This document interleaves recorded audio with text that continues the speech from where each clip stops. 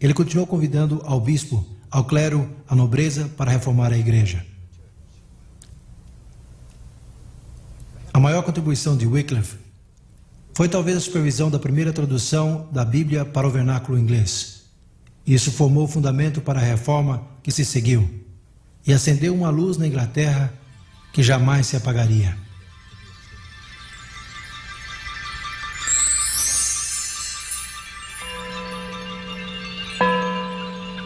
Wycliffe faleceu em dezembro de 1384, ao sofrer um ataque enquanto dirigia uma santa ceia aqui em sua igreja. Seus ossos foram exonerados e queimados uns 40 anos mais tarde, por ordem do Conselho de Constância.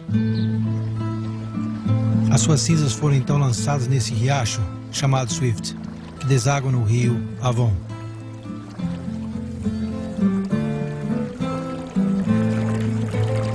Rio Avon ao Sevna, o Sevna até o mar, assim como a obra de Wycliffe, como as águas se estenderá.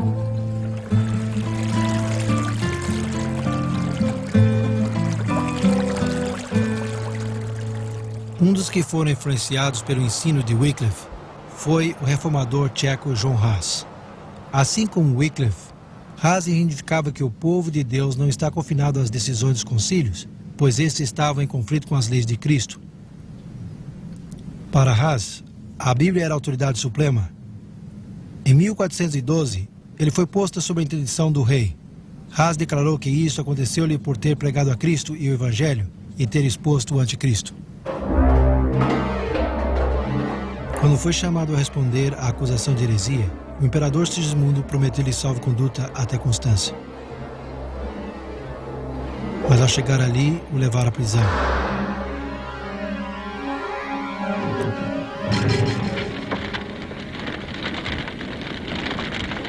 O mesmo concílio de Constância que havia ordenado a exumação dos restos de Wycliffe condenou Hus à fogueira no dia 6 de julho de 1415. Em todas as idades, Deus dispôs de fiéis testemunhos das verdades do Evangelho.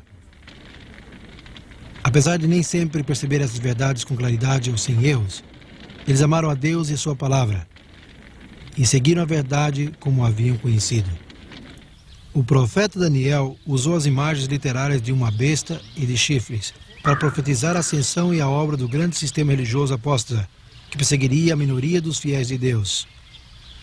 E no capítulo 12 de Apocalipse, o apóstolo João também usou símbolos para descrever a experiência do povo de Deus nas mãos desse poder.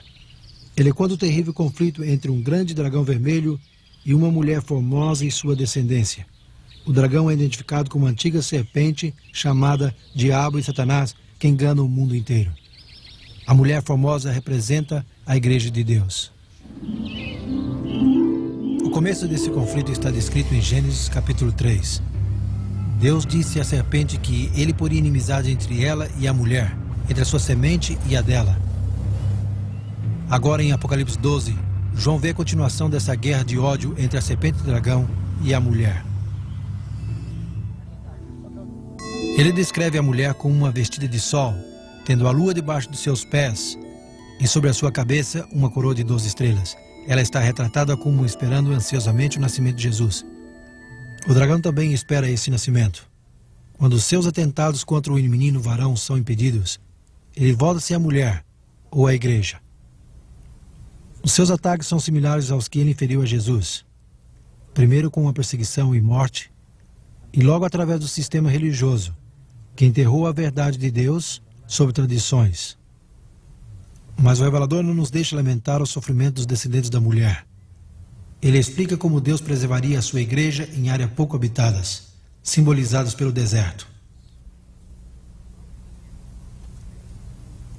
Ambos, Daniel e João, previram a perseguição do povo de Deus com o mesmo período de tempo.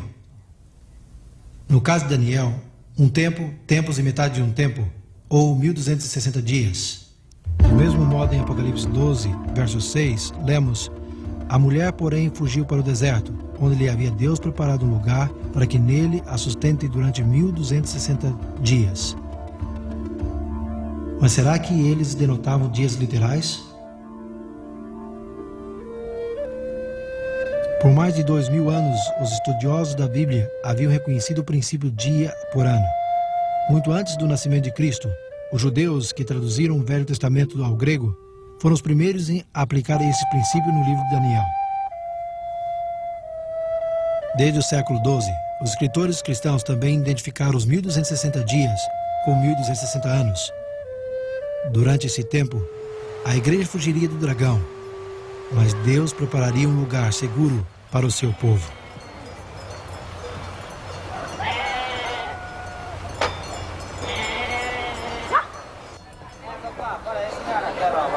Um dos lugares onde as verdades do Novo Testamento foram preservadas do crescente poder do bispo de Roma foi no norte da Itália.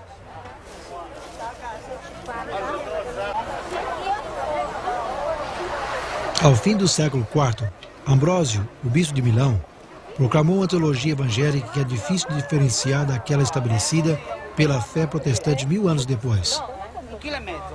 Aqui nessas planícies e montanhas, ao ocidente de Milão, as testemunhas ainda aferravam-se às doutrinas da Igreja Apostólica e não estavam de acordo com as crescentes superstições e perversões da Igreja. Cláudio, o bispo de Turim, que muitas vezes chamava de protestante do século IX, também defendeu autoridades das Escrituras.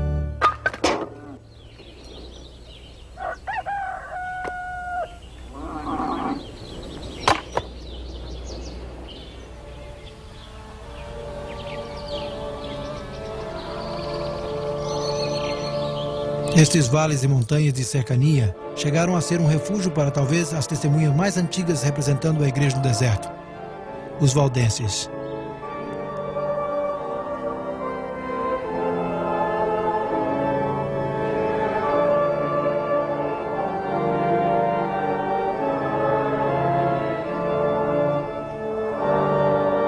A sua devoção e perseverança preencheram algumas páginas mais brilhantes da história da igreja.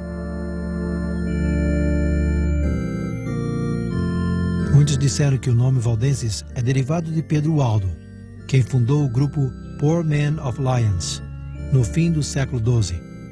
Mas a história mostra que os grupos evangélicos do norte da Itália defenderam os ensinos da Igreja Apostólica muito antes da chegada de Waldo. Do lado de fora da sede da Igreja Valdense, em Torre Pellice, encontra-se esta estátua de Henrique Arnaud, que no século XVII foi o famoso líder dos valdenses, ou Vaudois, como eram conhecidos. Ele uma vez disse do seu povo: em verdade, os valdenses são descendentes daqueles refugiados da Itália, que pregaram o evangelho ali depois de São Paulo, e depois fugiram do seu belo país, como a mulher mencionada no Apocalipse, a essas montanhas agrestes, onde até hoje passa o evangelho de pai para filho, com a mesma pureza que lhe foi pregado a Paulo.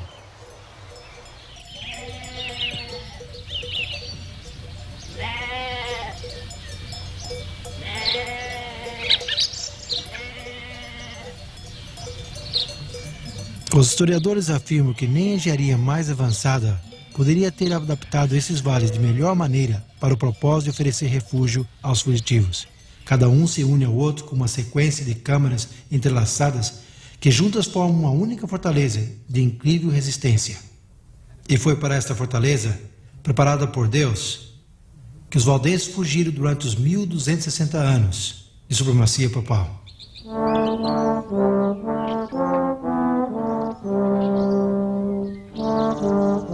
No âmago dessas montanhas está situada a região mais importante de todos os seus vales, o Prado del Torno. Era este vale, regado pelo rio Agrona e coberto de milharais, pastagens, de árvores frutíferas e enormes castanhos, que os valdenses com frequência vinham quando atacados pelos seus inimigos.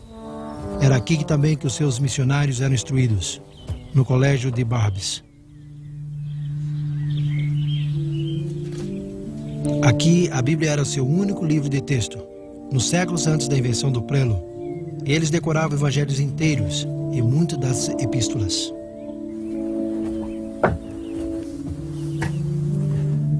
Aqui, sobre esta antiga mesa de pedra, os estudantes de Barbes, um após outro, transcreviam as escrituras ao vernáculo romântico, pois os valdenses foram um dos primeiros povos